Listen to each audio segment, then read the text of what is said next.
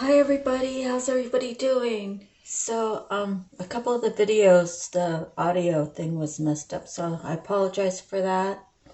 You know, this is a learning process for me, so I did a test and actually lowered the volume, and I did a test. I think had the volume all the way at its maximum, and maybe over time it doesn't really like that, because when I listen to my music too on that, then sometimes it's really loud. So anywho, hopefully I have it at a happy medium. Hopefully there's not all that that scratchiness. I don't know how to explain it, but hopefully all that's out of that now, and we can have some clear readings. So that'll be a good thing, right? So let me make a little bit more room here.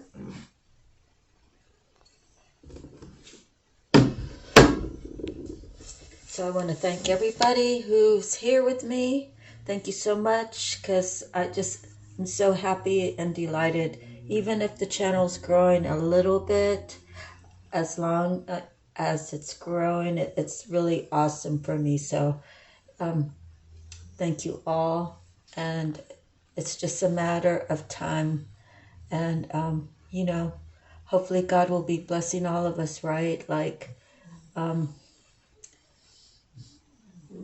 I'll be able to, in the future, probably get better equipment and change up my my little display here, but I kind of like it.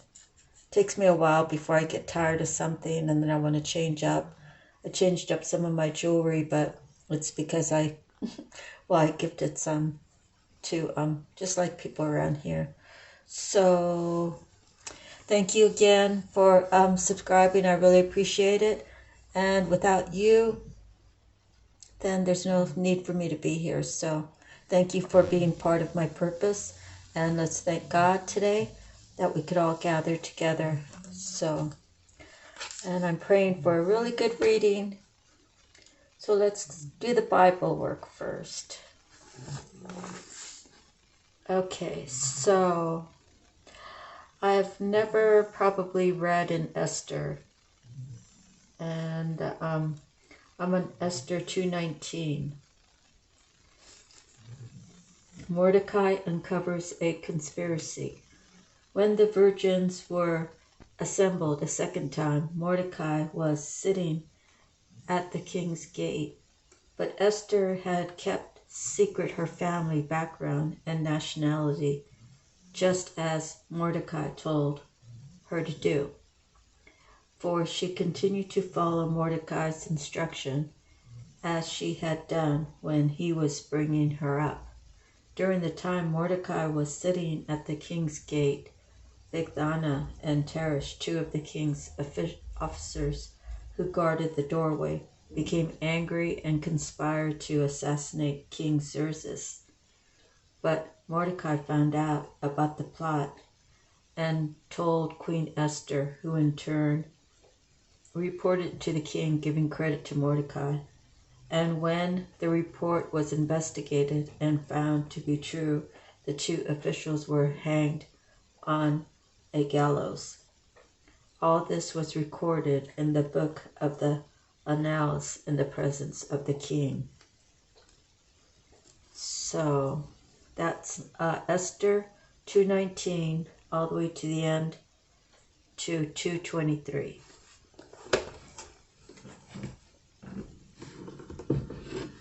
So it's quite a story. I mean, the destruction in some of the scriptures are pretty mighty, right? And some of the things that people do, I mean, during the days of the creation of the Bible, there were things going on then that are still going on today, except for I think we have a lot more people here on the planet, and the dirty business has gotten a lot more dirtier, right? It's like people are trying to outdo what was done last year, like in a bad way or something, you know, like, oh, one time someone did this, so let's try to do this, it's worse. let's see if we can do it, which is really ass backwards. So, I mean, those are the kind of things that hopefully in time we can make the shift. I think they were saying probably about 6 months ago, the shift is in the movement. So it's like that butterfly effect. You know, it's when the butterfly flaps its wing and the air movement. That air movement, actually, they say travels all the way around the world.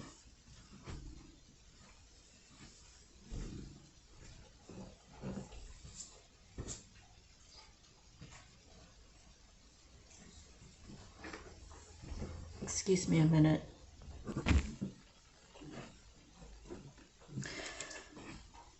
Let's begin with Miracles Now. And our card is, I surrender it all. What is it all that you surrender? And to who do you surrender? For me, I surrender all. I surrender it all. My last marriage, I surrendered it all. There's nothing left. I've tried everything to, I did way more than my share, and that was my fault. I actually received some guidance from an older lady who, she was always very dear to me, but I was like, how can I try to even the scale when so much money is going over here that if I take money to go over here, then we're just going to be that much more in the red. So I probably should have taken her advice, but when you're trying to work to make ends meet, and believe me, I was working really hard doing construction, and you would think that I'm doing construction, so I'm making a lot of money, right? And well, the truth is, I said to him one time, I said, every time you get money out for beer and cigarettes, I'm going to take that same amount and put it in the bank. It was like 5 weeks, I had $1,100.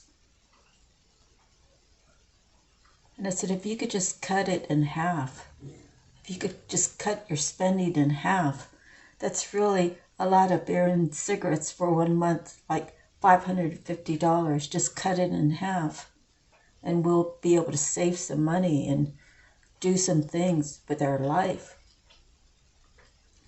I couldn't get him to do that, so I surrendered it all. I didn't care if I didn't want to walk away with anything from that relationship. That's a lot of people, men and women, they're married to someone for 15, 20 years. They get them for alimony for half of the thing. I think it's most states, or whatever. The states that I lived in was, if you're married under 20 years, if you're married 18 years, you automatically get alimony for 9 years.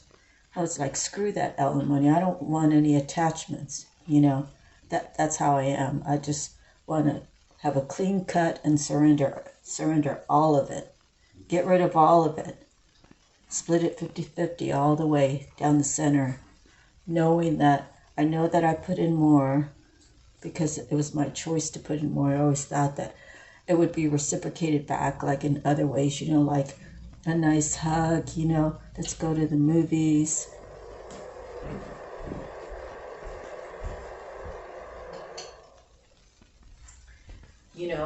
I looked at some of the clothes in the closet, and I saw that you wore a size something, and I went and shopped for you, and I bought you this beautiful dress, the summer dress, but it was just too much for him. I had to realize that he had hurt from the past that he never wanted to get the healing from, and how can he love me? How can he even come close to loving me when he's so hurt and broken inside? So at that point, you have to surrender it all.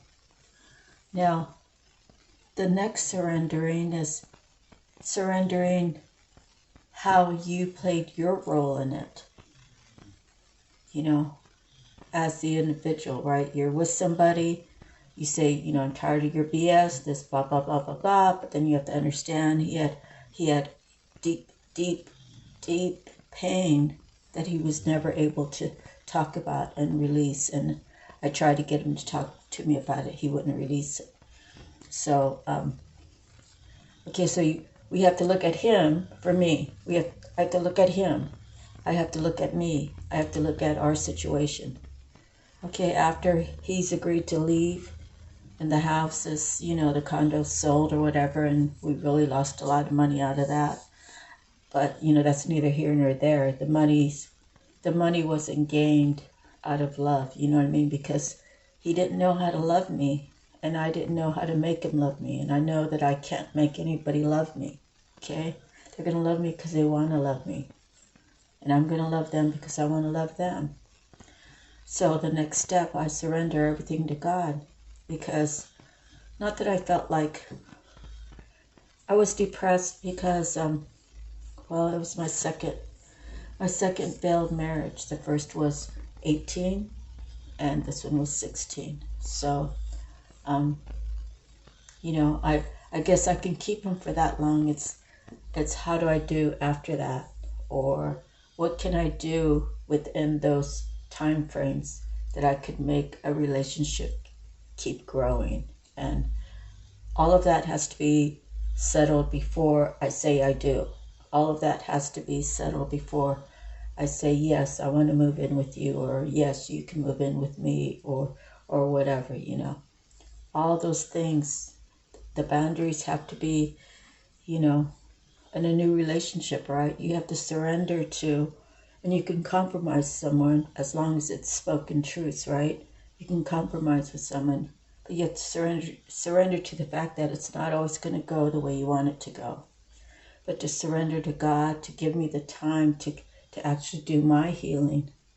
You know, I've always been, I don't even consider myself a people pleaser. If people want to look at me like a people pleaser, okay, look at me like a people pleaser.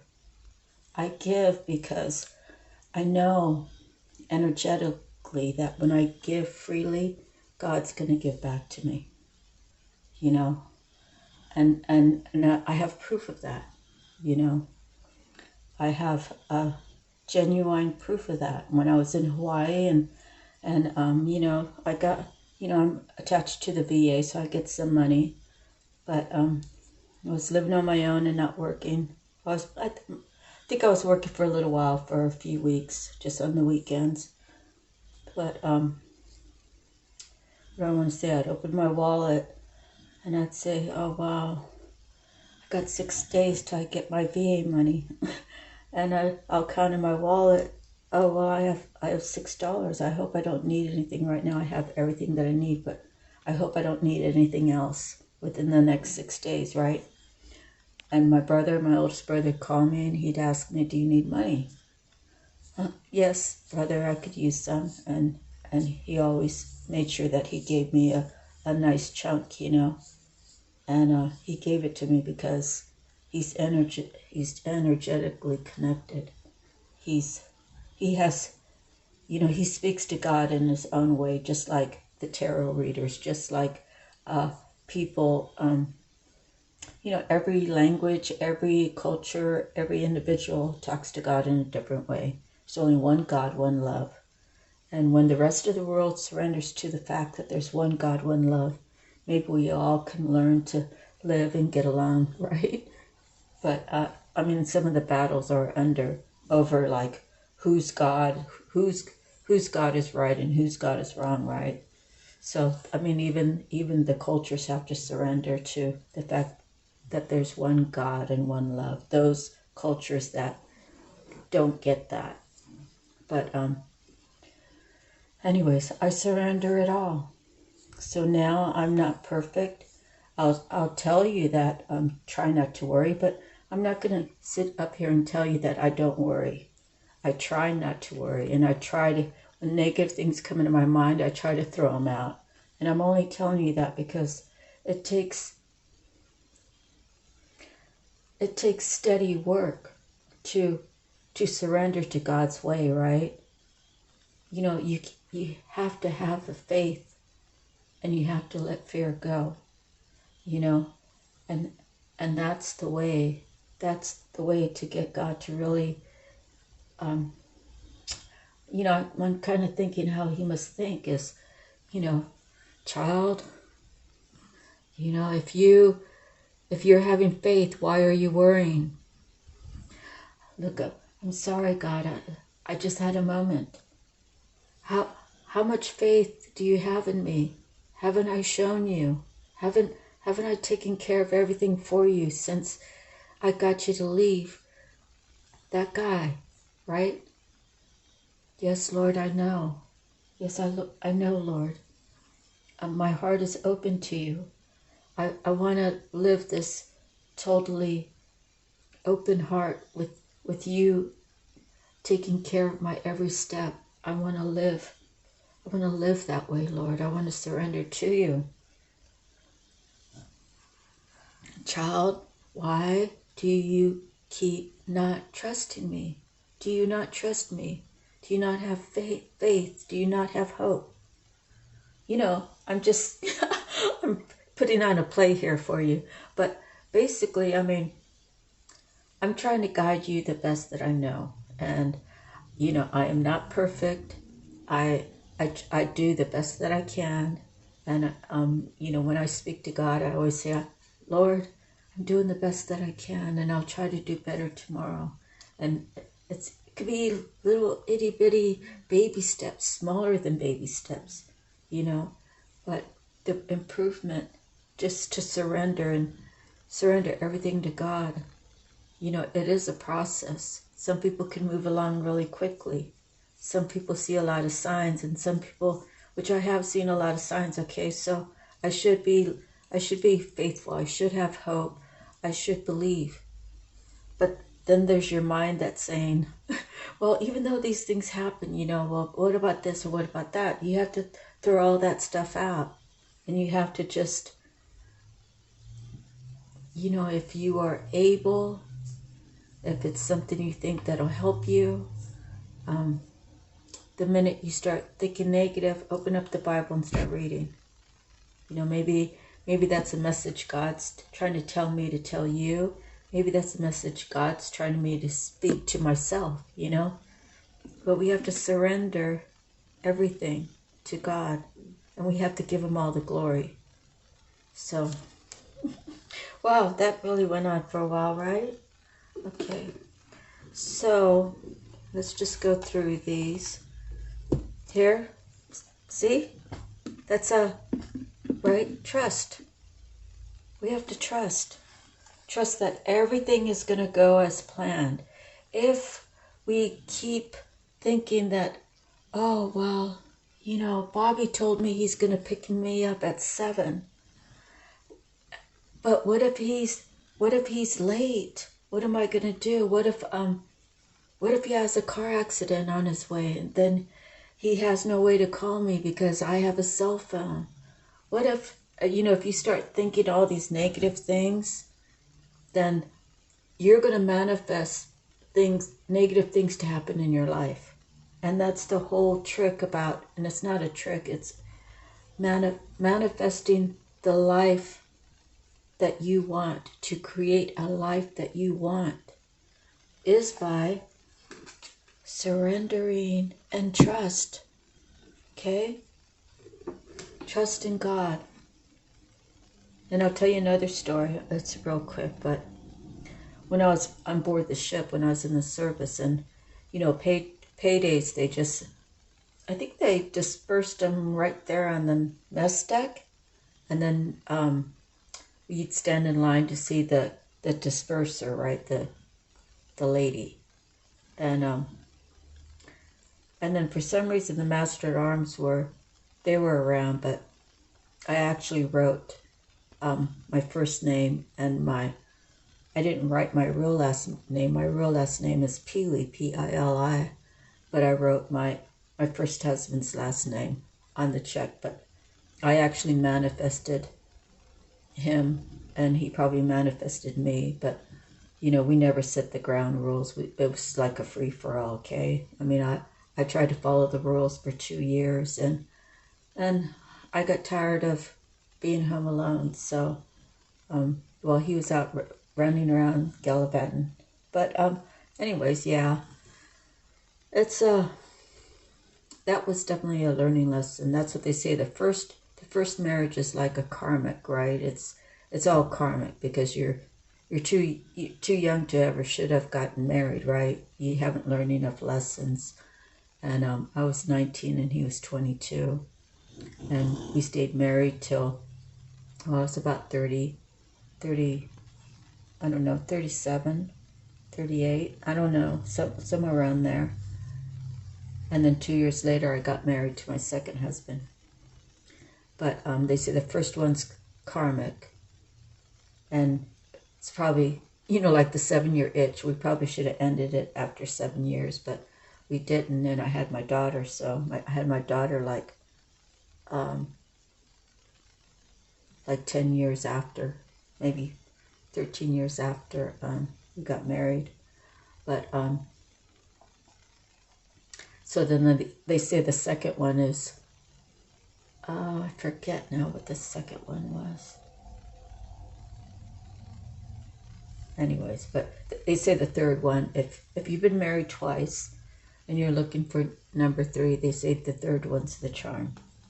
So let me read this for you real quick. We're on surrendering it all and trusting, and it has to do with manifesting the life that you want.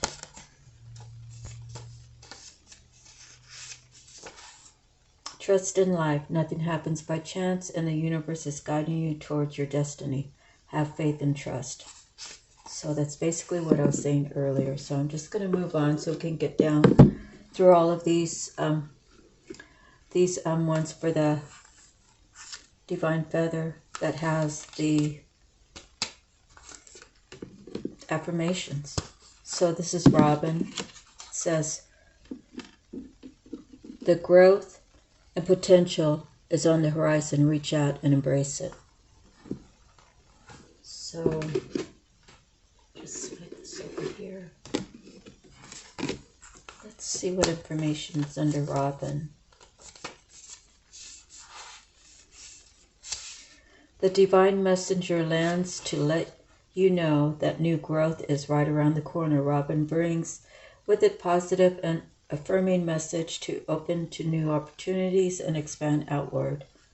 Allow yourself to see those opportunities in the form of a new project, business, job, or relationship. You may have felt stagnant in one or more of these areas. Feel the flow of change begin. Robin also encourages you to step outside now and find the divine messages of nature. Positivity, potential, and growth all offered in perfect form. Remember, the seasons also represent change, and you should begin to honor each cycle as a time of change in your life. Feel the blessing of Robin as you do. The energies, new growth, good fortune, cheer. Season, winter, spring. Element, fire, air. Color, brown and red. Affirmation, each new opportunity is a gift and a blessing. Each opportunity is a gift and a blessing. Okay, next we have your soul purpose. And we have the general contractor. Pyrite is the stone. And it says, are you a natural at overseeing projects through to completion? You have the skills necessary to follow your dreams. Stay grounded and focused. Create a strong foundation and a good team of people around you. Have confidence and believe in your ability to be prosperous and abundant. So as a leader, you're only as good as the people working under you. Because you might have all the brains and you might have all the skill, but if you're the last man or woman on your totem pole is just learning, he or she needs some hand-holding, right? You have to know that he or she is learning the skills correctly, that they're following just the natural protocol of building, right? You don't want them putting up drywall before the electricians come and wire it up, right? I mean, the electricians can wire a house with the drywall up, but it makes it a lot more simpler if the drywall's off, right? So, you know, all these things you have to keep in mind as you're moving along. You know, you have to be able to schedule even your side people that you're using it. So I'm just saying a general contractor probably doesn't touch anything, right? He just calls people up. I'm going to have my concrete guys come. I'm going to have my guys with the big equipment level things out. And I'm going to have the dumpster put, you know. And then I have to have all these different licenses in place and, you know, approval from the city and all that. There's more than even I know, okay, because I didn't do general contract work, but I can imagine it's a lot. So, the affirmations: I focus on my intentions and take positive actions to manifest my goals. I focus on my intentions and take positive action to manifest my goals. So in other words, you can't just daydream all day long. Oh God, I really want a new Mercedes. You know, when are you going to bring it to me, Lord? You know, I mean, if God wanted to, I'm sure he can, you know, call some guy up at a Mercedes dealership and send him a message, you know. Work out a price for this lady and you go see her, you know. I mean, I've had people walk right up to me and they knew who I was. You know,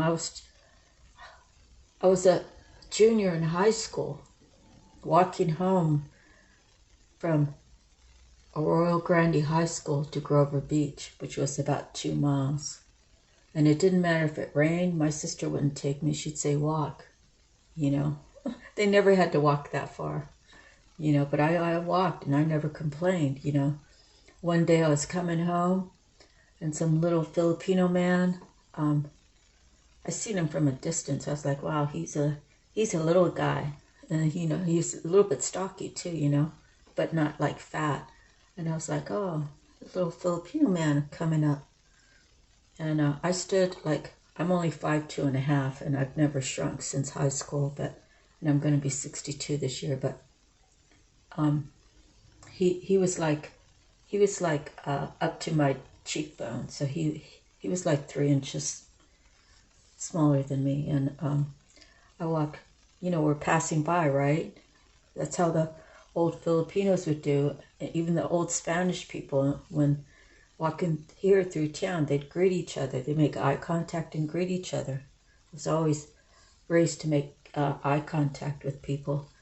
And I was walking up on him, and I just said, hello. And then he stopped, and he had his feet sort of like at attention, you know, like the military attention is your heels are together, sort of, and the toes are pointed out slightly. And so he stopped and made like a angle turn towards me. So I stopped, and he says, you're Rudy's daughter, aren't you? I said, yes, I am. Like, how did you know? He's like, I hadn't seen you since you were this high. And high was like 24 months.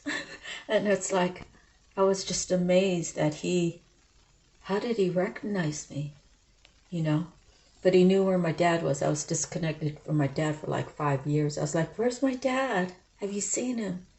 Yeah, he lives up in San Luis. He told me the street. I begged my sister for 3 weeks to take me. She just refused to take me. And when I gave up my dad, and I'm not saying because I gave up, it's just the circumstances, right? I gave up I didn't have a car. I didn't really know anybody who would take me that far, right? And except for my sister, but she wouldn't take me. And then when I gave up, like that weekend, my dad killed someone. So my aunt heard it on the news.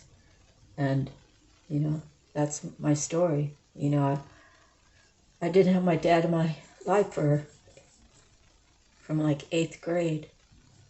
8th grade until he went to jail, and I still didn't have him in my life. So he would write me letters, and I would see him once in a while. But when I went in the service, you know, I was on the East Coast. So you see, there's circumstances and then there's circumstances. Was that really meant to happen? That I just feel like my dad had been disconnected from all of his children all those years. 5 years is a long time. And, you know, maybe between that and his problems with his second wife being kind of a floozy, you know, he got put in a bad spot and was like, heck with it, you know, I'll just kill this guy and I can be taken care of in prison for at least 10 years, right? I mean, I don't know what he was thinking, but, you know, if everything happens for a reason, why did it happen that I couldn't get to my dad? You know, maybe some family contact would have made him feel better, you know, would have made him not go that far, you know. But, you know, God says everything happens to make you stronger. How does that make you stronger?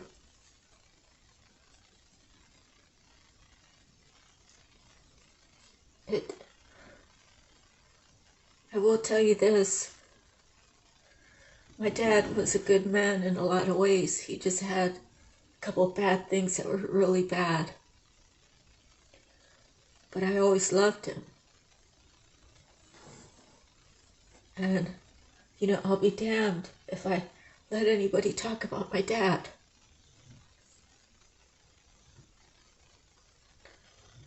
You know, he was my dad.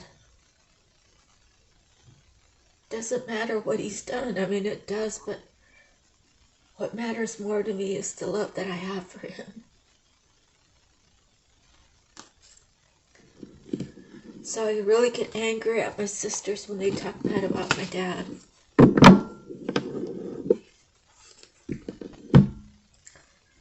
You know, sometimes parents do the best that they can, and maybe there's just not that much good in it, but sometimes they just do the best that they can.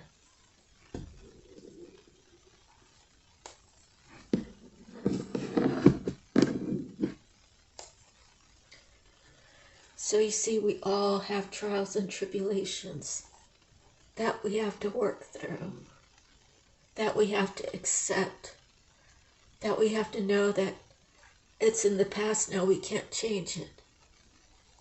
But what happened in the past, how can we change for the future generations?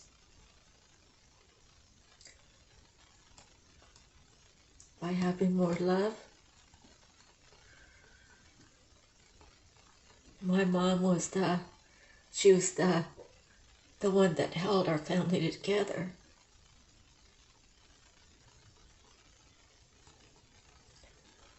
So my dad couldn't hold it together, and my sisters did not encourage him.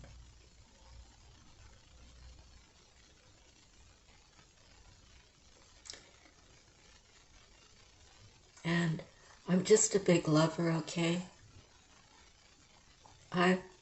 I would meet anybody and I would be honest with them, and I would give them my best advice. If they needed food and I had food in the house, I would give it to them. Because my mom's parents were like that.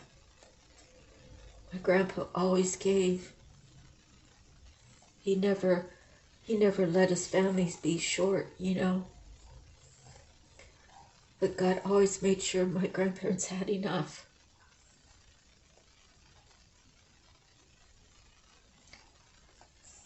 So I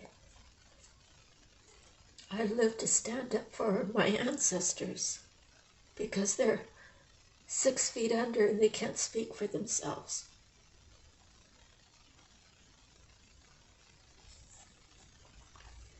And it's pretty much just me and my nephew that go to the funeral, to the cemetery, I mean.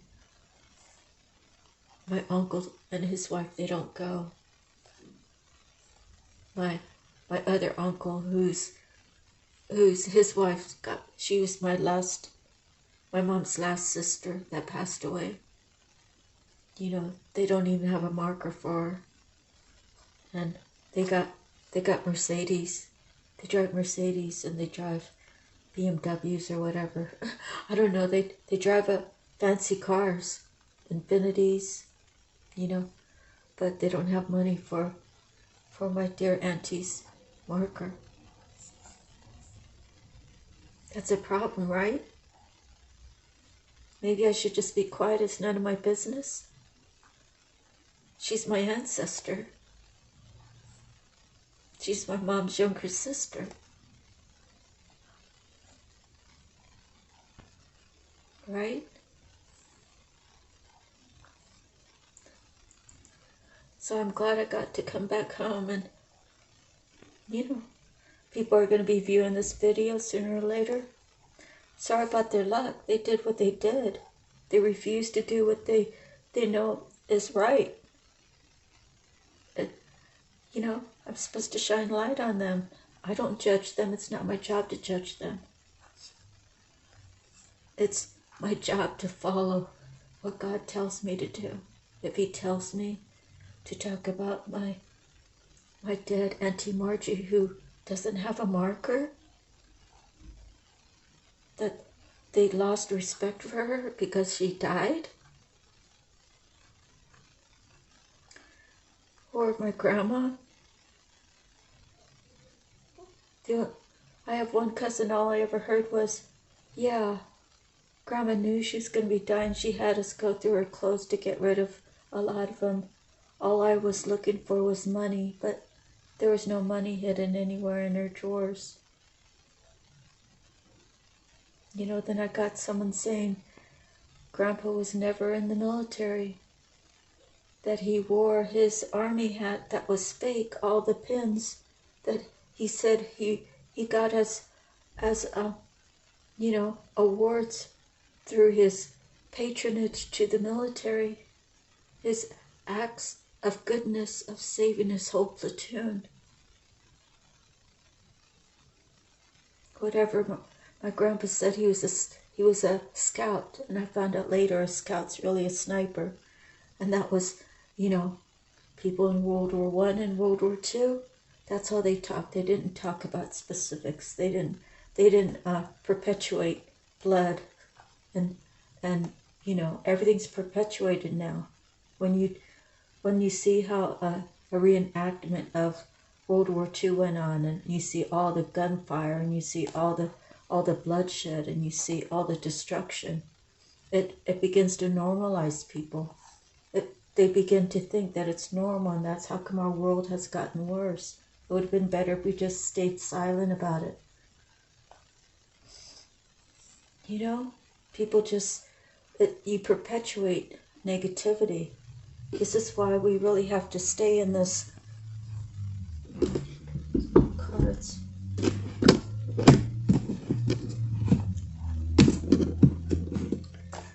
We have to surrender everything to God and be on His page, right? No one's gonna be as good as God, but we're supposed to strive for that. We're supposed to live in truth, and always having love on the forefront instead of this war and destruction.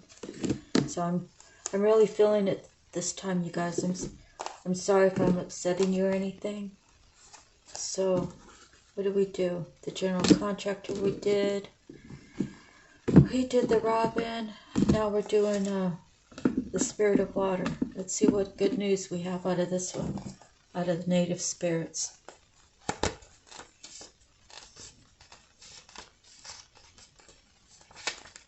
So what's our goal? Our goal is to learn how to manifest for the right reasons, to create our life that we want.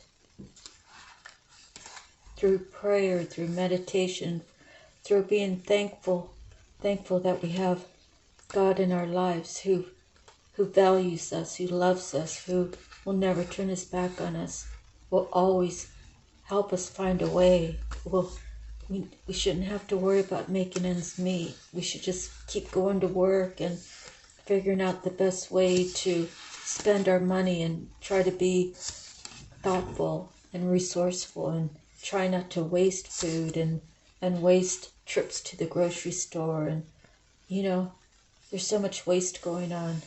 People can live a lot better if they were to go to the store, say like once a week. But, some people, they kind of just shop like every day.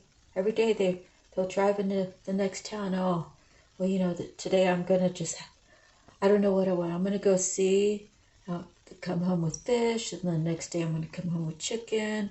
And I'm not saying a lot of people do that, but there are people that do that, If you can just cut back your driving time, you have more time to meditate, you'll save more money, you'll be spending less gas, So, well, I'm really going, ain't I? Anyways, all right, Spirit of Water, trust your intuition, know that you're on the right path, take time to nurture yourself, allow your inner child free, believe in your dreams, don't stifle your emotions, trust the messages. They're giving you, purify and cleanse yourself and your home. Healing is on its way, emotional healing energy is expanding with you. The journey, be aware of the water in life, humidity, mist, clouds, rain, water, and fruit, vegetables, and so forth, the oceans, the rivers, the bath, and the shower. Drink extra water, energize it. Cleanse and purify yourself in your living space using water. Imagine how it would feel to be a still pool, a mountain stream, a mist of the great sea. So this is basically saying trust your intuition, because the water's the movement of intuition. And you're on the right path. So intuition, trust, putting God on the forefront. That's always my first one. Okay, next we have animal messages. We have the scorpion. In a new relationship, passion offers the challenge of ecstasy and pain. So, what is that telling you? Ecstasy and pain, a new relationship. Is it saying that be careful how you tread along and don't just dive in there? Because if you do and there's no boundaries, or if you don't really know the person that you're thinking about interacting with, will take you for a ride. You have to probably learn how to get their, read their energy, ask the proper questions, but then it sounds like an interview, right? I don't know, I heard people don't even really do that kind of stuff anymore. Everything's online. Hey, oh, you live 45 minutes away, how about we just get together, I'll take you out, we could have a bite to eat, or, go walk along the beach, and then boom, bam, you got what you wanted, she got what she wanted, and then you guys go your separate ways. I don't know how all that works. I mean, I was young too before, but I can't imagine doing that now at my age. And I may be in my early 60s, but I have the spirit of a 43-year-old. I'm very young. Okay, imbued with the powers of such wonder as protecting the mighty Egyptian goddess Isis from puissant enemies, Scorpion inspires both reverence and respect. Her sting brings forth both death and a potent aphrodisiac for her mate. Passion, a reminder that sex affects our psychics in different and powerful ways. At our most vulnerable, we can be painfully hurt. At our most passionate, transported into ecstasy. Relationships enter into now will profoundly affect your being. Scorpion counsels that you accept the challenge. So go out and meet whoever you're supposed to meet and just accept the challenge. Okay, that's what the message is. So I probably rambled on about the whole, I know people still need their healing. We all need our healing. How do we move forward? How do we know that God's listening to us?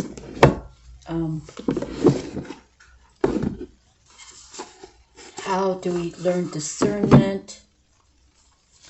See, I pre-shuffled these cards already. We're going to be going on the Akashic Tarot.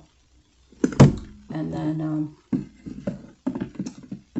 so let me put a couple more shuffles in this little stack.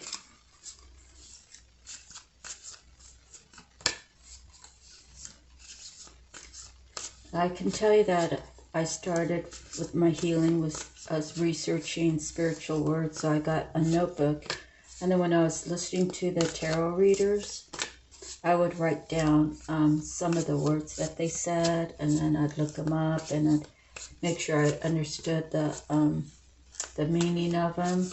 And then I did my artwork with the markers and plywood, and I put the words on there, and it kind of made me feel like every time I write the words, it's going to make me remember, you know. So you can list probably 100 words having to do with love and the positive side, but there's still so much more, right? And the tarot readers are great because they give you a lot of tips on how to get your healing, where to go, you know. If people can afford to have a reading, then they can do that, a personal reading. I had my sister in Salt Lake City that I could call, but she passed away a few years ago. God bless her soul. And my other two sisters, I don't know. I kind of stay away from them because they don't. They have a weird way of thinking something's funny when it's really mean. And I don't know if they do that to each other, and I don't really care. I don't want to be a part of it. So, I mean, I do care about them. I love them and everything. Don't get me wrong, but I'm not going to be just putting myself in a situation every time I go there to have them play their little games with me. And I already told my older sister that if that kind of stuff happens, I'll leave and she'll never see me again. Well, maybe she really doesn't care, you know, because it's probably been several months, at least 3 months. And it's fine either way. I'm happy to just be by myself and have my peace. My peace is so much more important than any drama. You know, I never was into soap operas. I never was into, you know, all the little gossiping things that it's learned from somewhere, right? I think my mom and my Auntie Felicia used to gossip, but I mean, like, maybe they're just having sister conversation and it sounded like gossip. I don't really know. I know they spent a lot of time talking because we were neighbors for a while, for like 3 years. It was great, really. It's great to have my cousins right next door. It's one of the best things.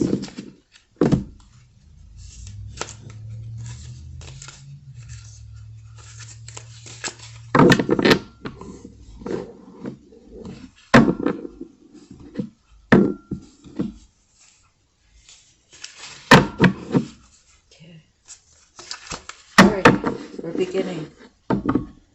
Balance. We had that before. It's a balancing act, right? It's just a balance between, you know, is this a guy who's balancing 2 women? Is it a girl balancing 2 men? Or is it just balancing your life? You know, what are you doing in your life? Are you able to make your ends meet? Are you able to find time to eat right? Are you able to handle all of your personal details, get out and exercise, have friend time, have family time? Okay. 7 of Forces. I'll just get, I'll read it.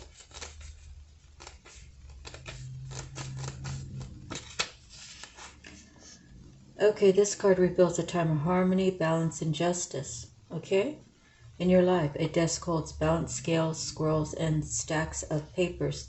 Shelves of books grace a wall where a door opens onto a light-filled room.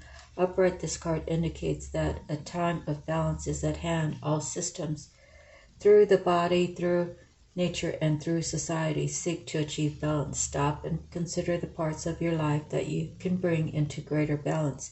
During this time, the universe helps you do so.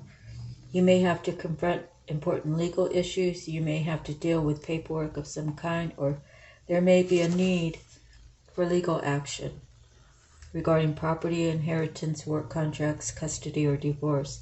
Be patient and pay attention to details, as technicalities will be important right now. But things bode well. Justice is at hand. Take heart at the sight of the golden light that washes over the scene, a sign that all issues will come to light and that a beneficial and just resolution is coming your way. Justice is balanced in society, but the Akashic records show that justice is not limited strictly to court and contract situations. Justice and reciprocity are energetic, so the energy you put forth will now return to you in the future. Remember that your energy production is up to you. Continue to be aware of your thoughts and actions. Inner balance now leads to a beautiful destiny tomorrow. Close your eyes and see yourself putting on the robe of a court judge. Look upon any situation in your life that requires a balanced understanding, whether it's an actual legal matter or any other situation. See it with the wisdom of Solomon and determine what to do next. Okay. The Six of Forces.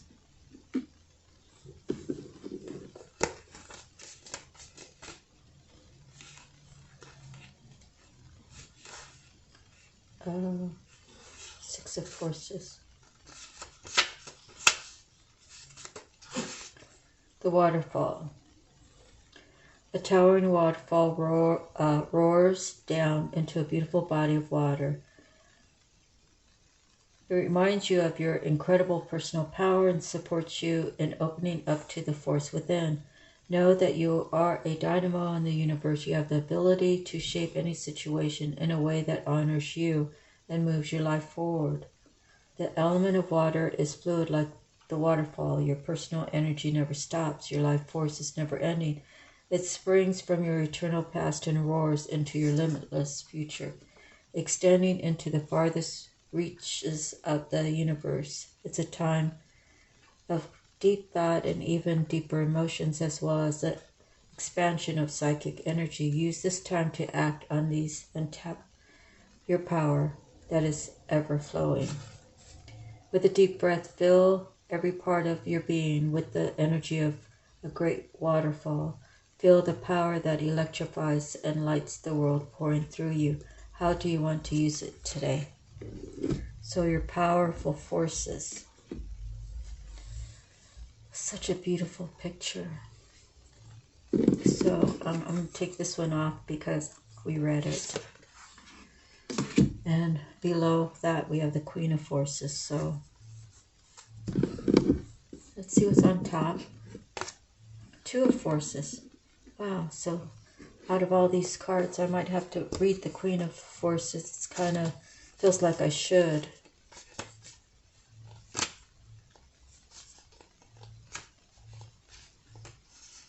A big, beautiful willow tree stands in the summer sun. The stately tree is strong and flexible, and this card upright is telling you that you are too. The willow spreads its roots deep and wide, creating a strong foundation that is capable of standing up to anything. Now is the time to stand tall and feel the support of the earth beneath your feet. Taking a deep breath and feel yourself plant energetic roots through the bottom of your feet, moving down to the very depths of the earth and tapping the resources you need. Notice the strength you feel rising up from this profound source of energy. Okay, so let me get the Queen off, since it's kind of like in a pattern, right? So I'm going to go ahead and read that and pull that. Next is the Four of Roses below, and it has to do with your ego. So you're in the middle, or whoever is in the middle. There's two people on each side, and the full view out of the mirror is basically going to be the one in the middle. So, you know, you got to drop the ego, right? Ego's not good for anybody.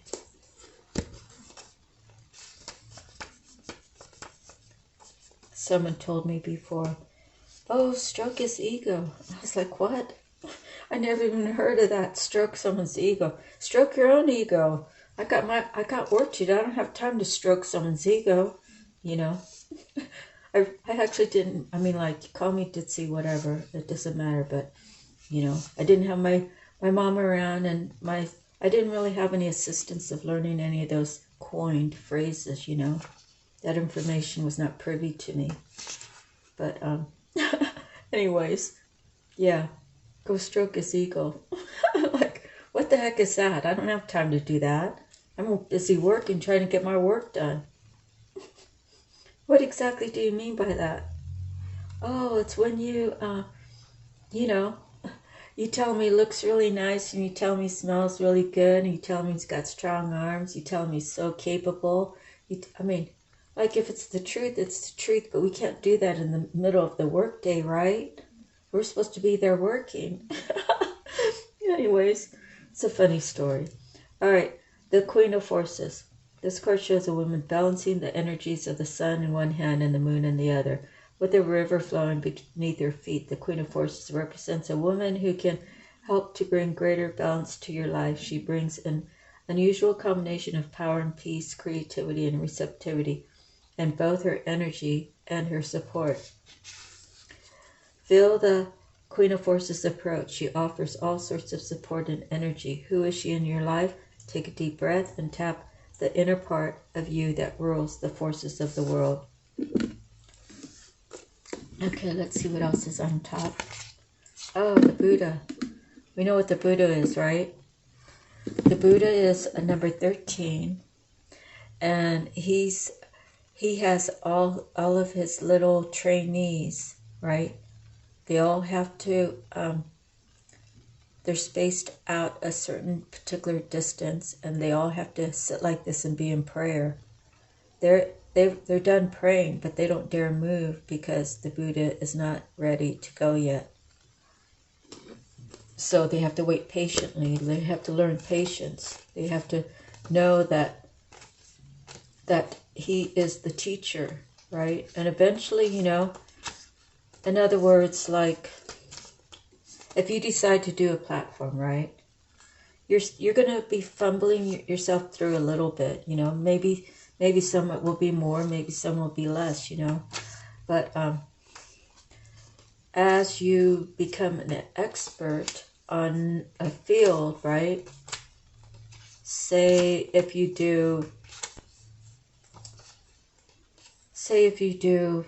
3 readings a day for the next 3 years, you could be considered an expert, especially if you're doing the additional research on the side, you know, like the numerology or the birth charts or stuff like that, or even what is that, north node, south node, knowing your own birth chart and how it works.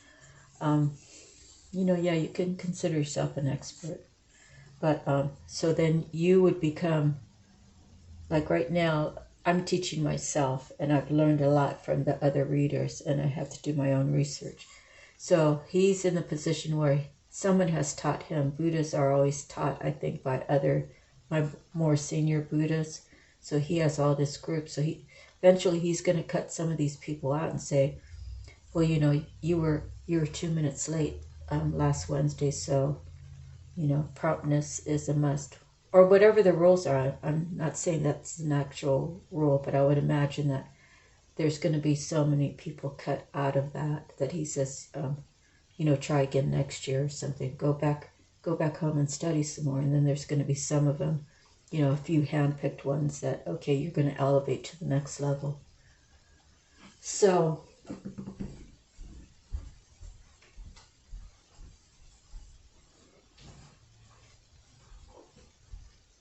I'm sorry, I had to see my dog for a second. So anyways, the Buddha,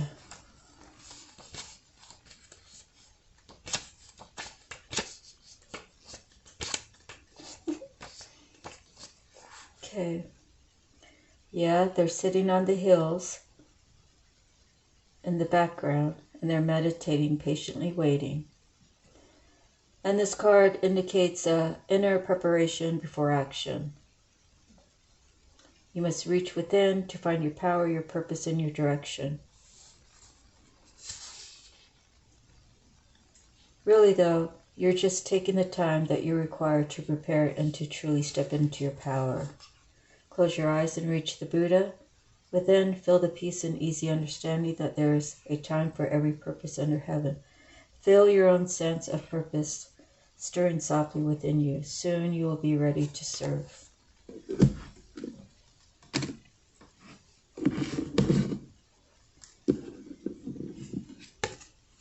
Eight of Keys, the Master Artisan. He's a master for a reason. He has some students, so it's could be kind of very similar. The Master Artisan.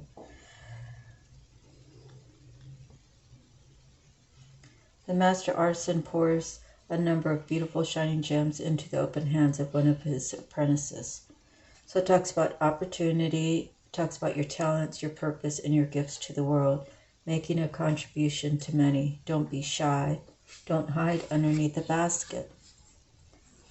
Close your eyes and feel yourself filled with all the gifts you have to share with the world. Sense those energies pour through your heart and mind and out to the people around you. Feel the ease of the sharing. You cannot be drained, for all that you give flows back to you unceasingly. To create return, do this sharing frequently. So you see they are very related, right? The Buddha is trained in his spiritual beliefs, and he has his trainees behind him, and they know that they have to obey him if they want to move forward. They know they have to follow the rules. They have to believe in all the rules. They have to apply themselves towards all the rules. Same as the Master Artisan, except for it has to do with, I don't know, is it gem making? Artisan could be any type of craft work, right? So let me see.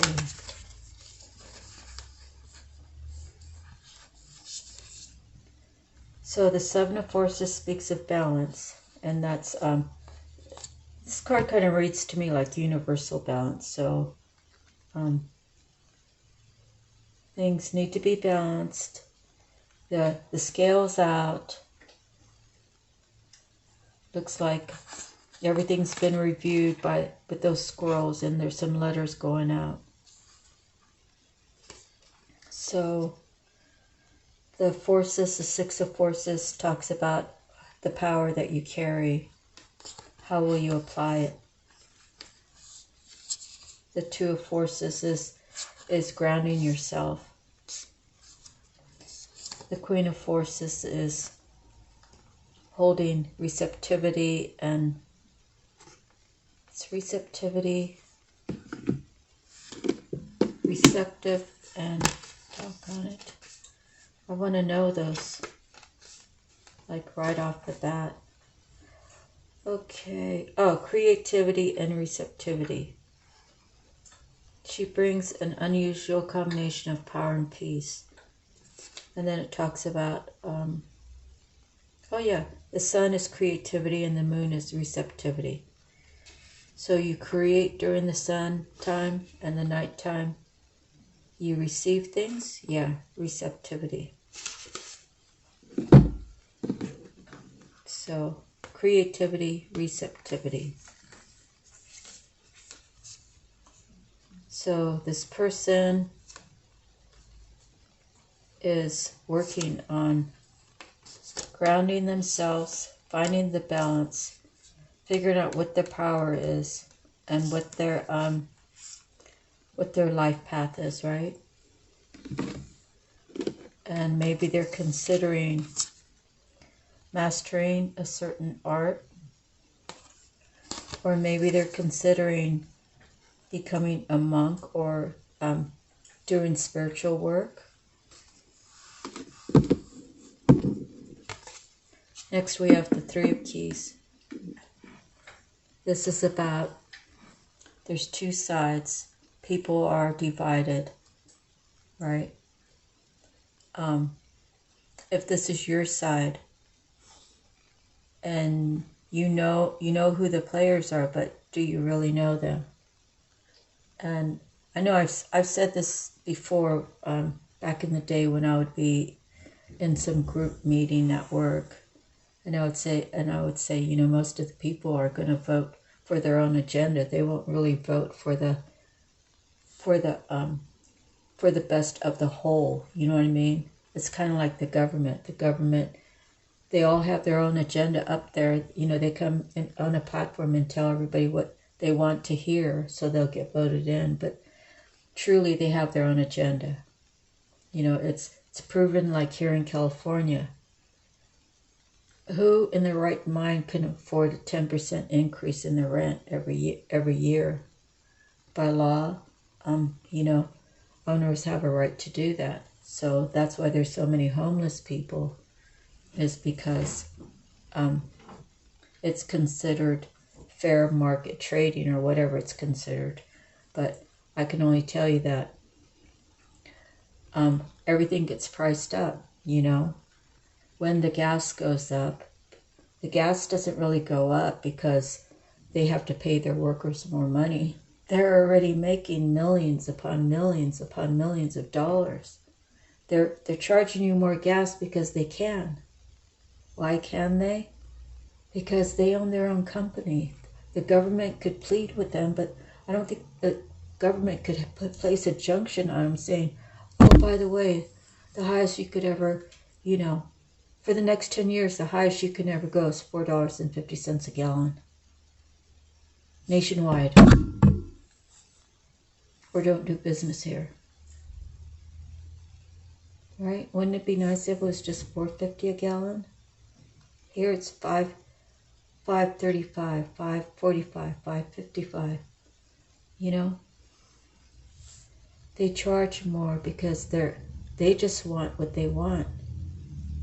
You know, so when gas prices go up, the truckers delivering the produce or delivering freight, whatever, containers, they have to charge money because they have to charge more money because the gas has gone up. When it gets to the grocery store has to charge more money because they have to pay the freight guy more. So then us consumers, we have to pay more, right? So if we have our little food business where tacos are $10 for two nice sized tacos, soft or hard, whatever. When I have to go to the store and I have to pay that much more for chicken and that much more for hamburger and that much more for tortillas and cheese, hey, those two tacos, they're not going to cost $10 now. They're going to cost $13. Right? So this is the vicious cycle we're in. And all these players have their own agendas. Who can honestly say that they make decisions based on the collective? You know? Like maybe we should bring prayer back into this country. And maybe we should pray about the said decisions. You know? Maybe we really need God back with us. I mean, right now, God's not here, and God's not in Israel, and God's not in Gaza, according to the people, right? I mean, like, I don't know who's who of the collectives, but I'm just telling you, I don't choose between Gaza and Israel. I won't say that Israel's right and Gaza's wrong. I can tell you I don't watch that much news, but what I've seen is whoever has more power, and I think I've said this before, whoever has more power is the one that's going to win. And whoever has more power, they don't care about how many fatalities there are. They don't look at their neighboring country and say, oh, but you know, my aunt lives over there with, I mean, maybe their aunt does live over there, and maybe their aunt lost their lives or whatever. Maybe they just say, oh, well, that's what she gets for living on that side of the wall or whatever, that side of the border. You know, the death is just awful. And all these people, they have their own reasons for playing in this game. And this can even work in a workplace, you know. You could have a group of people who all, I worked in the office, I already know how that goes. You know, I did data entry, and as soon as the lady would leave, people would start talking about her, and then she'd come back and they would be all, oh, hi, you know, start carrying a conversation. I would just look around like, gosh, this is just too weird for me. I'm not really into all that. So I would just clam up and do my work, you know. But the chess game, you got to know who your players are and who are they really there for you. Next, we have the Two of Scrolls. Here we go. Two worlds, right? It's one world or the other. Which world do you want? Do you see who these people are that's helping you to, are they helping you elevate your life, or are they helping you to stay in one spot and don't grow? Are you interested in a spiritual work, humanitarian?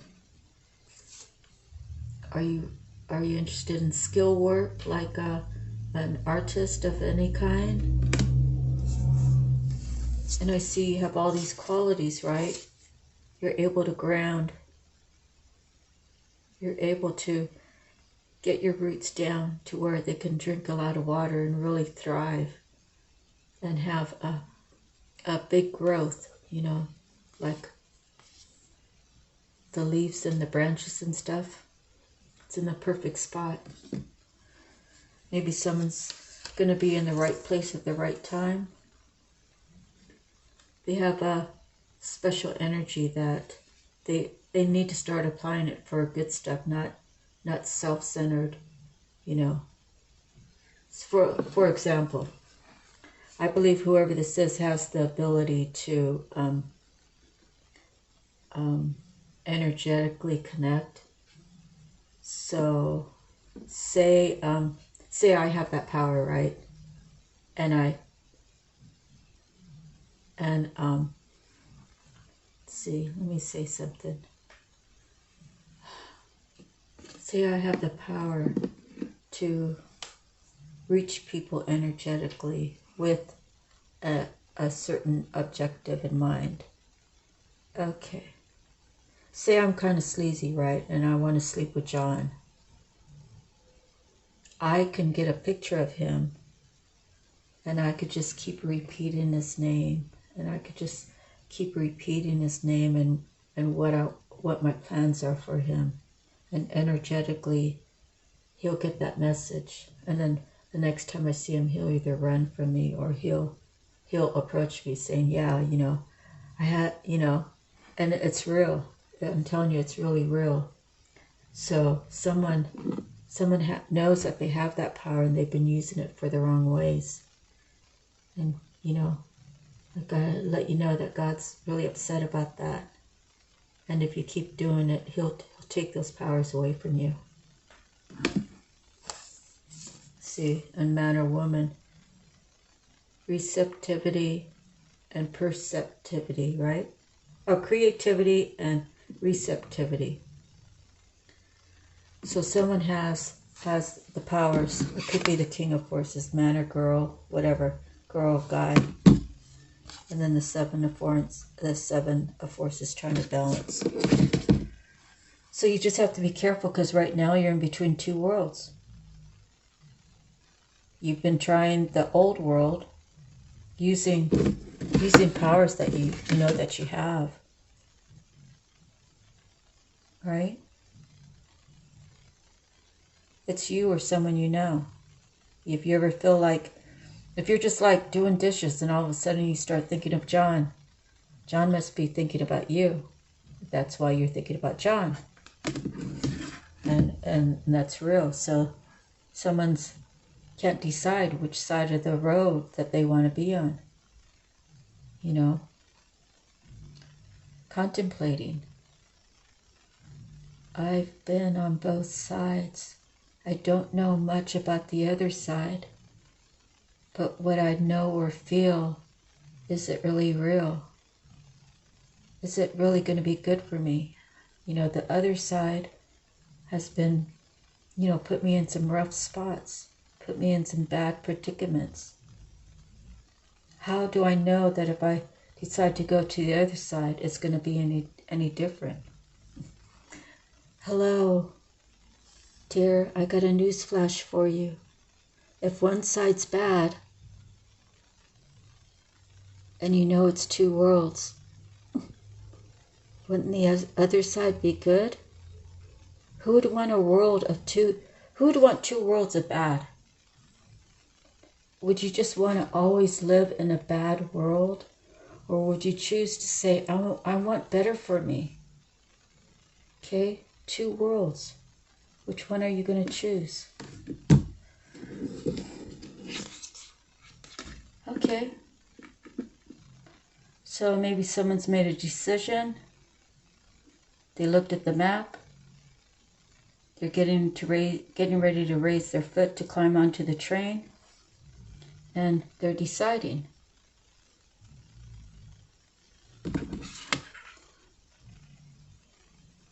They're deciding. I've been on the left side. And I've been put in some bad predicaments. I'm finding out that the people who were trying to give me good advice, the other people were twisting it all up, and I was believing what was twisted. What was I thinking? I'm going to the other side that I want to be on, into the other world, not this old world.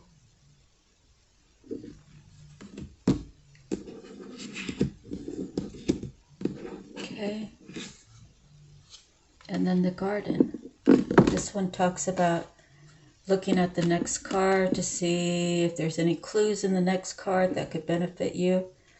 But basically, the Five of Roses, it talks about the little girl seeing the butterflies, him looking through his telescope. They're both looking in that direction. Pay attention to the next card. And then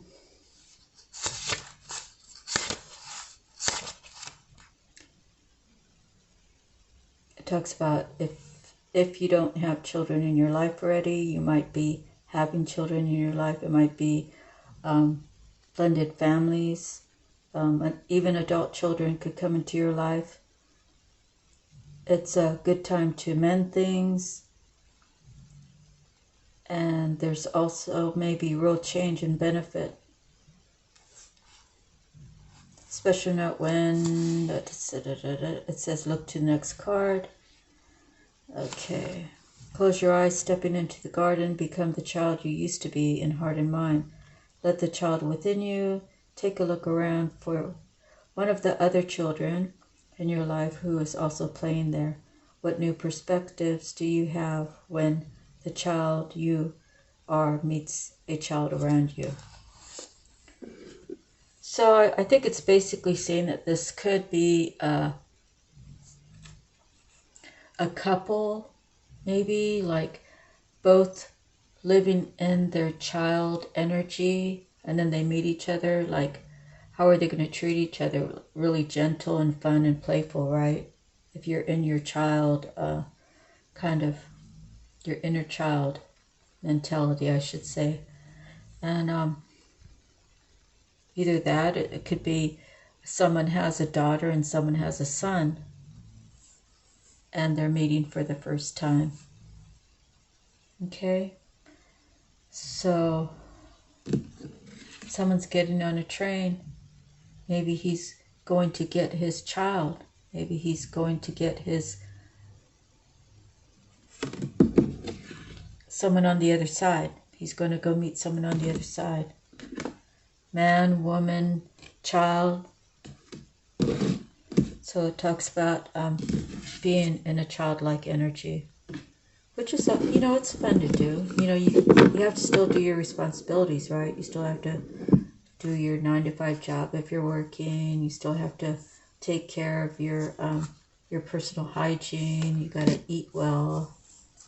Okay, so the next card is the Four of Keys, clearing the way. So this is a couple. They went to the market. They have a wagon. That's their house way down the lane. When they're coming up, they see this big tree had fallen over. Luckily, this man carries an axe.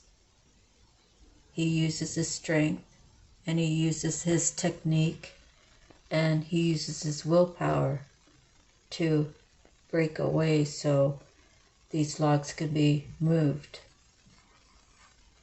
And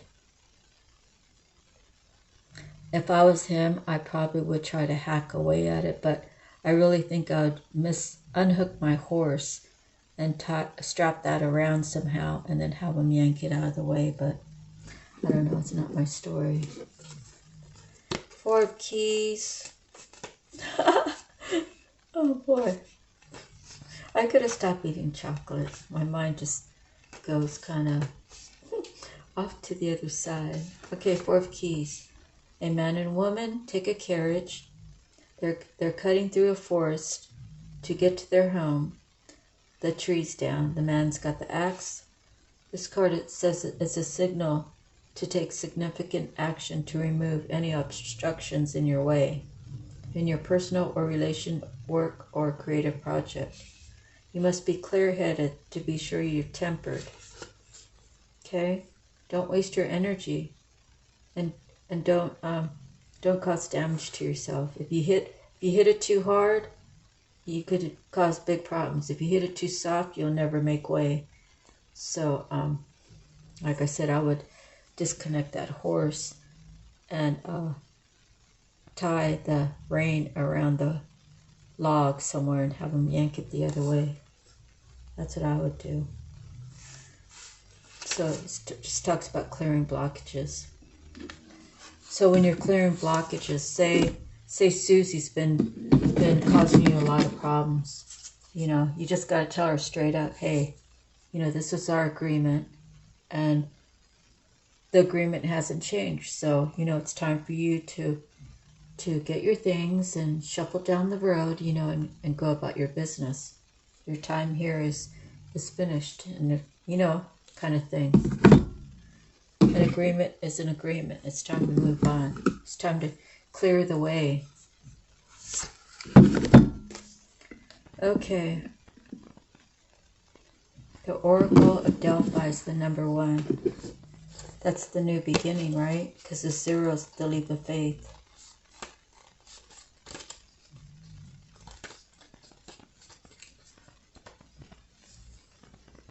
New beginning.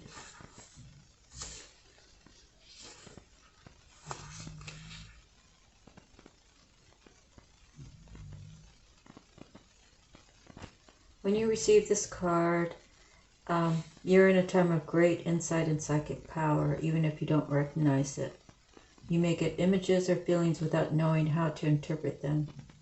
Take notes as you practice both your psychic perceptions and their interpretations. Okay?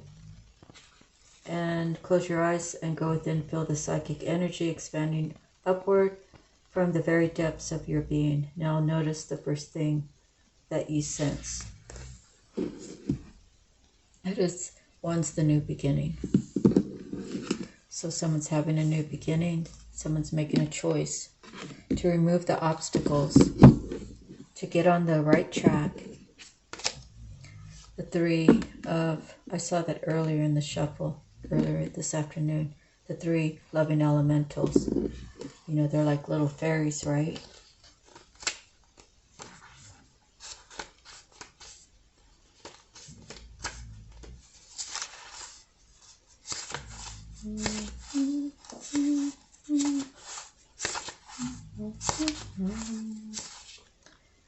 Playful fairies and water sprites frolic in the air around a little child.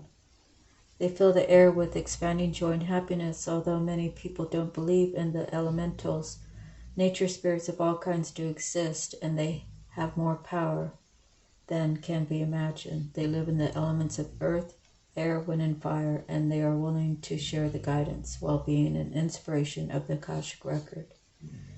Card is here to let you know that joy will soon be increasing, and that it encourages you to remember to have fun. More playfulness to your daily life. Let yourself sing a little and laugh a lot. Call on the elementals to inspire you in this and other areas. They are a font of fun and upliftment that can expand the joy in your life in great pleasure. Close your eyes and fill up the air abuzz with the flights of the dance of elementals all around you. Feel yourself smile in the happy lightness of being they bring. Every time you take a moment to do this, you open your heart to joy. So yeah, be happy.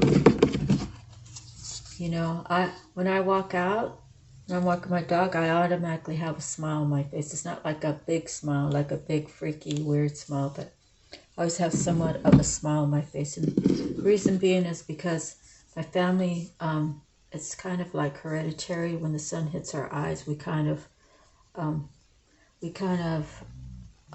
our eyebrows kind of, I don't know how to explain, like squinting, you know, when you squint your eyes, and then our eyebrows look like we're really mad, and then we just look angry.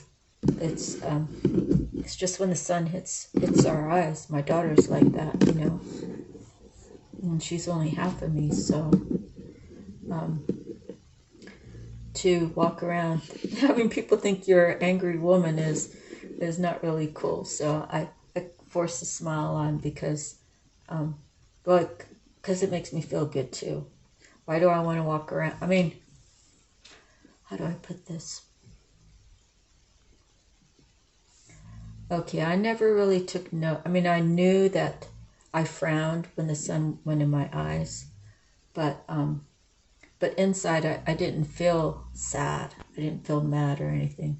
But when I walk out, I want to make sure that I represent who my inner self is the best that I can. I'll say it like that. So I automatically smile a little. And it's not I'm not trying to be flirtatious or anything like that. And I'm not trying to be weird. It's just, it makes me feel better when I smile. Okay, the King of Keys. So we have the Queen of Forces and the King of Keys. And they're actually, since the cards go this way, they got back to back. So they're not even a match.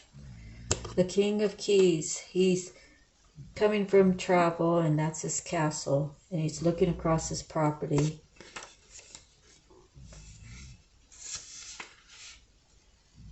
And he might represent you or another.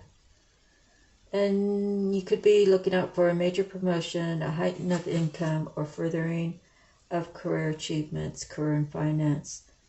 Real estate and business are typical. But management in any industry can be forthcoming.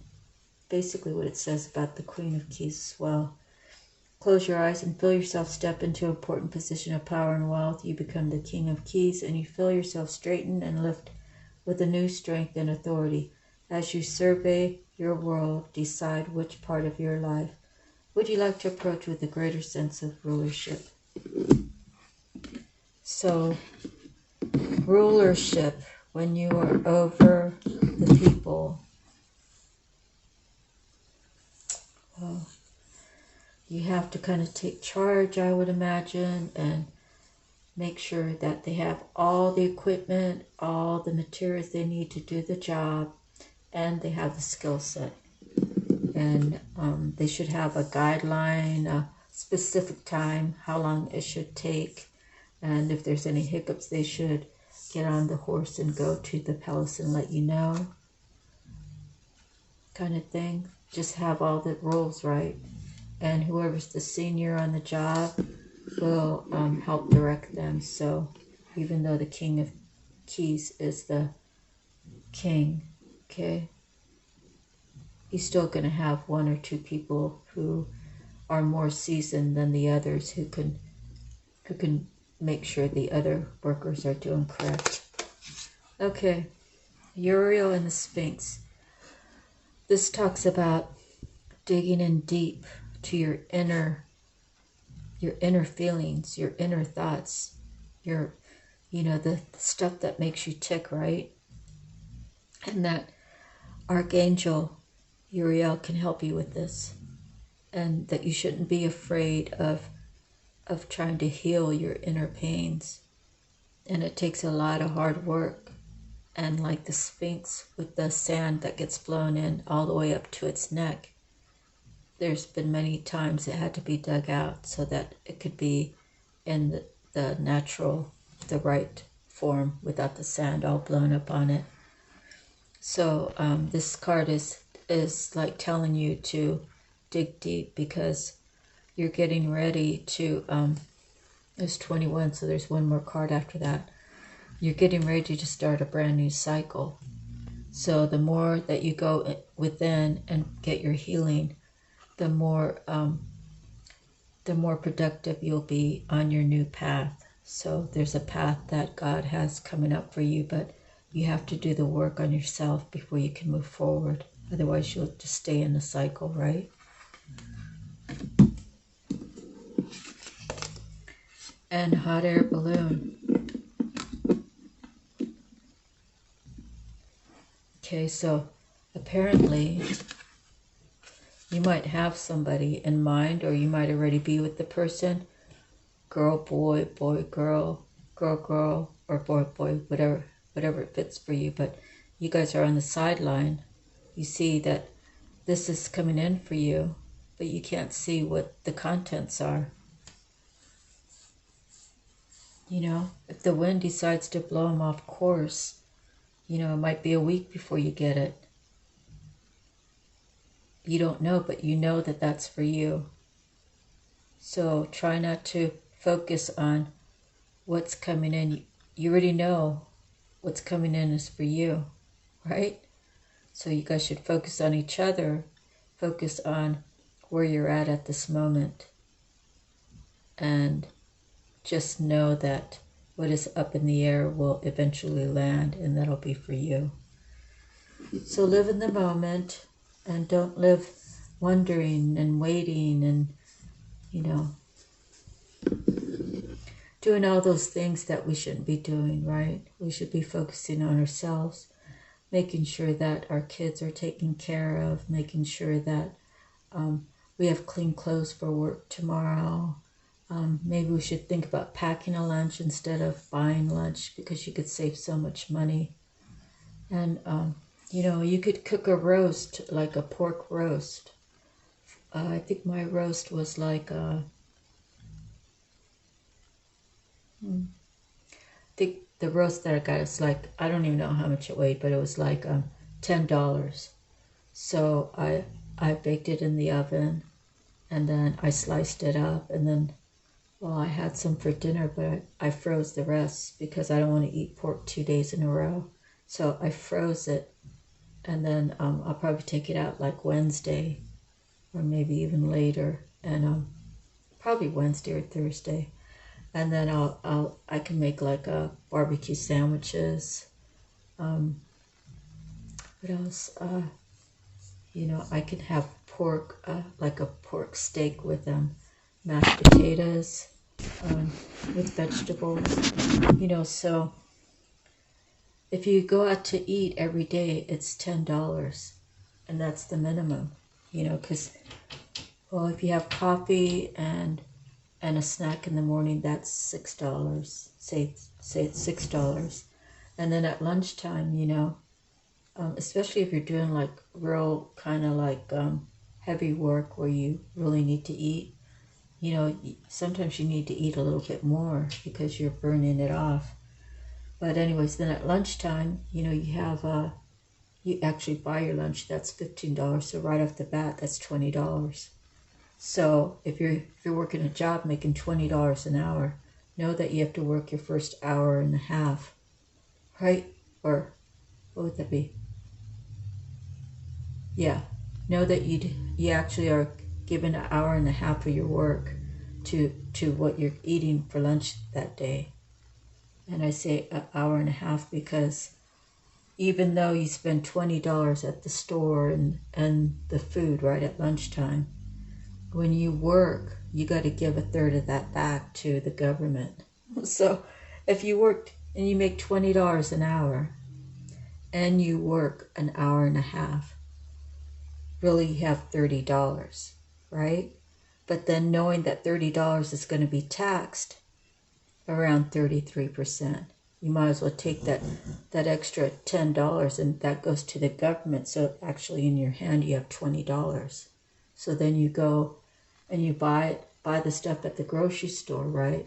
You buy your breakfast stuff and then you buy your lunch stuff. Then you get taxed again when you take that money and you're buying something else. So how much money is your money really worth, right? So you got to be smart about it and be okay with taking your lunch, okay with getting one of these things and filling it up with your coffee. Even if you took my store next door, which I don't do a lot, but I can fill this whole thing up for $1 for coffee. I mean, I do it once in a while, just like to spoil me. I have coffee here at the house, but sometimes the one next door tastes so much better, right? For $1, it's worth it. But, okay, you have to be really smart with your money. So, is your money going all up through that flame that's holding the balloon up? And that's why it hasn't come down. You know, you might have to change some things around in your life before that actually lands. Okay, that's just a message that might be for somebody. But yeah, isn't that crazy? Like you go to work and you make $20 an hour. That's an easy number. But after 40 hours, you don't make $20 an hour. You really make $14 an hour after taxes. Then the money gets deposited into your account. Then you take it to the grocery store on Monday and you buy your coffee and your donut. And then at lunchtime you go to Burger King and you buy your burger and your drink and your French fries. So if you spent $20, right, it got taxed again. You paid more taxes on top of the money you already. It's just a crazy whole system here. Kind of, I don't know, I have this vision of like maybe just living on a remote island where, you know, I have like fishing equipment and I have a little house and a little dune buggy to get around the island, and maybe some high spot that I could climb up and look across the ocean. I don't know. The world's just gotten really crazy. Okay, 7 of Roses. So someone's on a journey. How many journey cards do we have?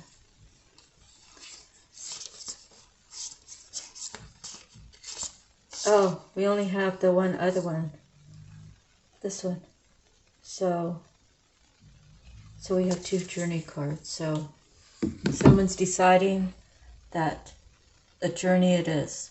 Okay? And it might have something to do with water, or it might have something to do with the train, or it might have something to do with both of them. There's a journey. You're deciding to leave behind the world that wasn't too good for you, right? That didn't treat you good. You might have treated that world, the people in that world, very good, but they didn't give it back. So, you know, God's trying to direct you to go to the better side, the side where you're with God, where His hands will protect you. His hands could reach out wherever you are and save you from disaster. You have to listen to the intuition. You have to listen to your gut. You have to be able to make sense of a situation and have discernment. And you see, I am telling you all these things, right? And I'm not telling you that I don't have the capability of doing all those things. What I'm telling you is everybody has their own circumstances and everybody has their own lessons to learn, and everybody has a different perspective. So if there's 5 of us having the same situation and we all write it down, because we have a different perception on how it should go, or where we're going, or what we're doing, or what's happening, we're going to have several different, you know, we're going to have several different stories. None of the stories are going to be exact alike, okay? So this journey's for you, and it's for whoever's out there that needs to hear this message. Next, we have the Queen of Scrolls. Okay, I want to read her because I don't think we've gotten her too many times.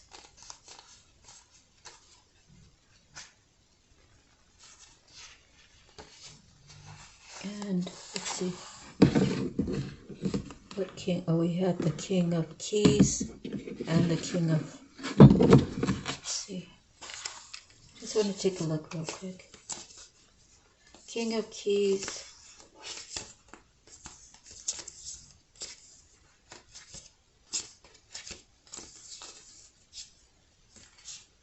And the Queen of...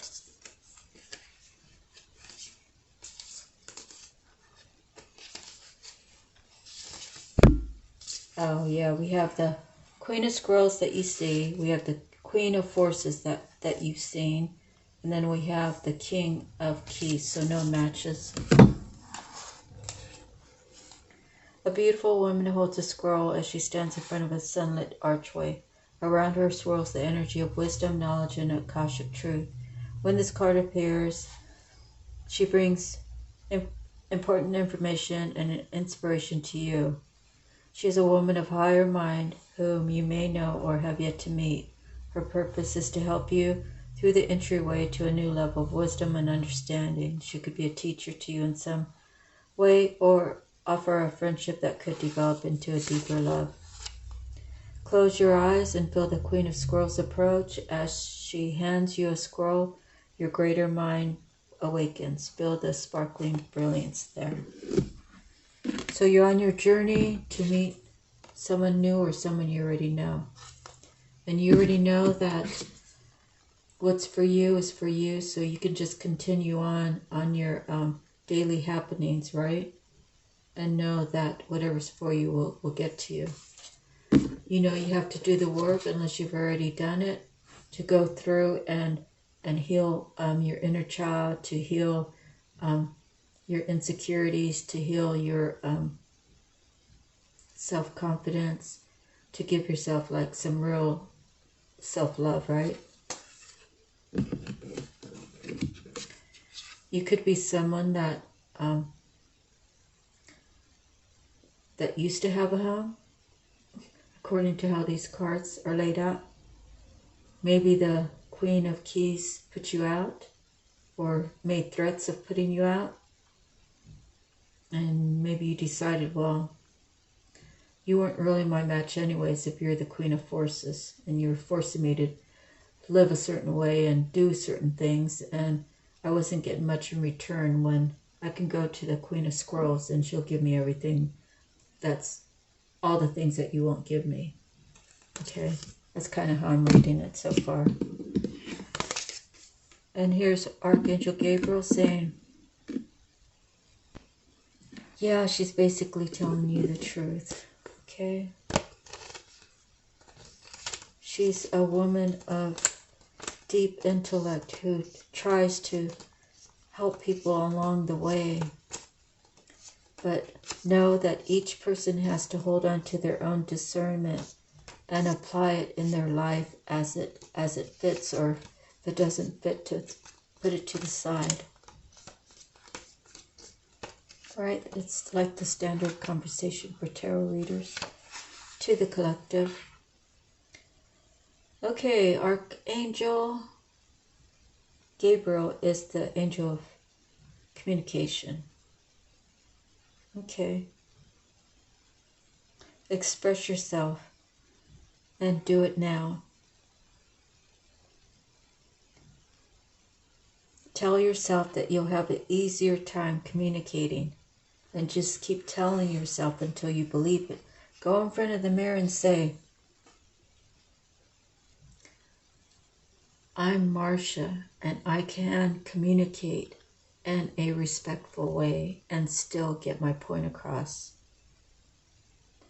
I will use words of love, of self-love.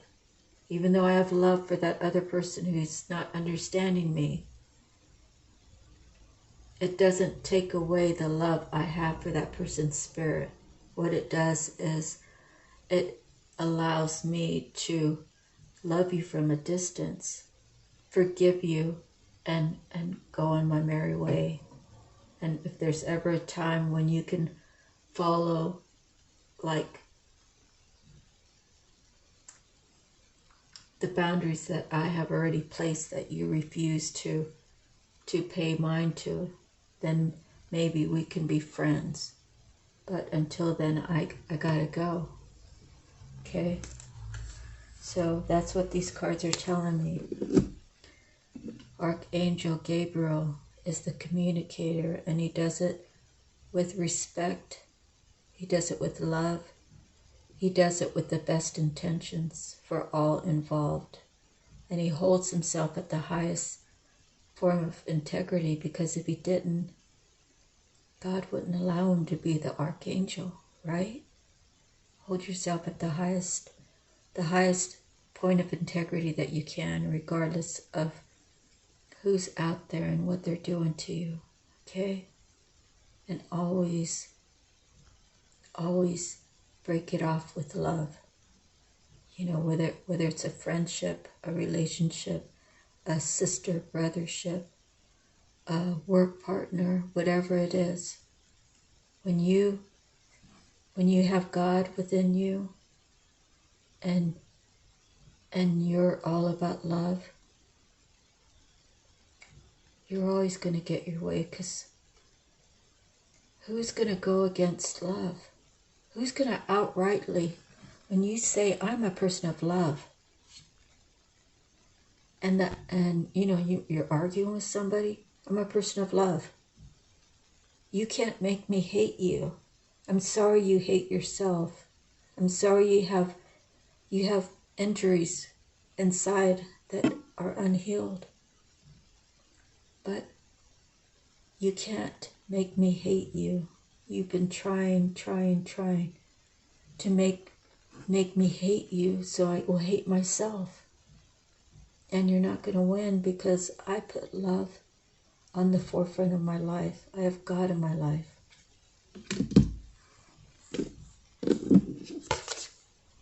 And look, Archangel Raphael, another major arcana. And he's an 8. And it's kind of the same story, right? He's an archangel. Everything's on the highest integrity, the highest honors, the best possible solutions. These archangels will give you if you ask. Now I'm going to be getting ready to end it soon, but okay. Archangel Raphael walks down a path and approaches you, sharing healing and uplifting light. He's a loving spirit. And he brings the Akashic power to you. Energies of love. So he's the angel of love. Okay? So how can you go wrong? You have communication and you have love.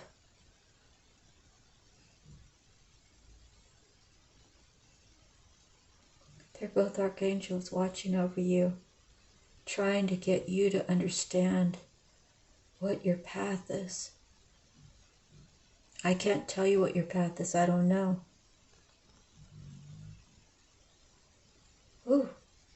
I'm actually viewing it because the camera's like right in front of me. I want to make sure that you can see it. But wow, as I was watching it and moving it, I started getting dizzy from watching it on the screen. Isn't that crazy?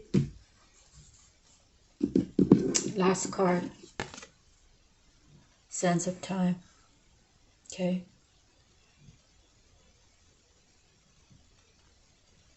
I'm not telling you to hop into your Maserati and come down here at 140 miles an hour, okay? Or get to your appointed stop, okay? The sands of time. How many times has God reached out to you and said, go that way, son, or go that way, daughter? Okay? You see the sands running out. Are you going to miss the opportunity and you're going to miss out on what could be the best things in your life to come because of your ego?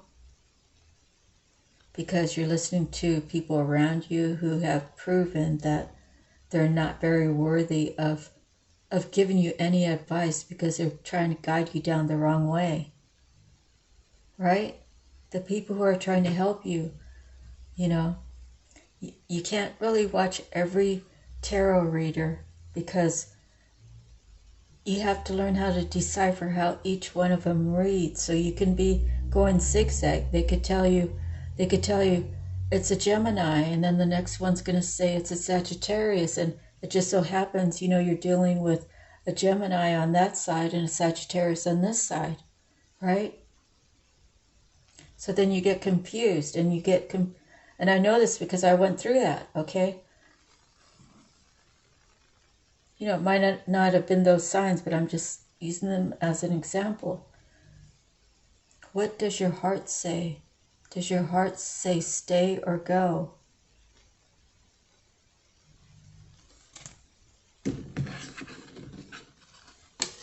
They don't want you to miss out on this opportunity.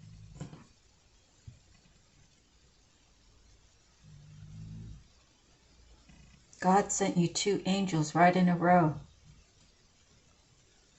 One to walk with you, one to fly over you. Does he need to send you another one to pick you up? Have you given your free will to God yet? Have you surrendered to him? Because time's ticking. What's with this? Okay, had to refocus. Time's ticking.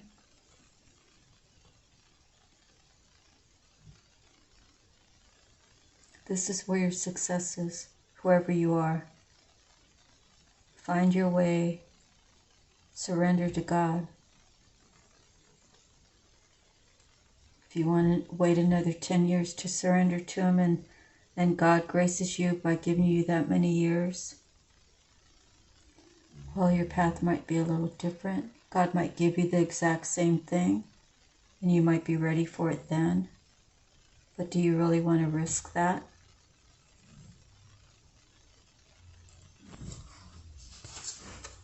Anyways, I really enjoyed the reading tonight. I'm sorry if I went off a little on the deep end, but I just have to say what's on my mind, and hopefully it resonated for someone.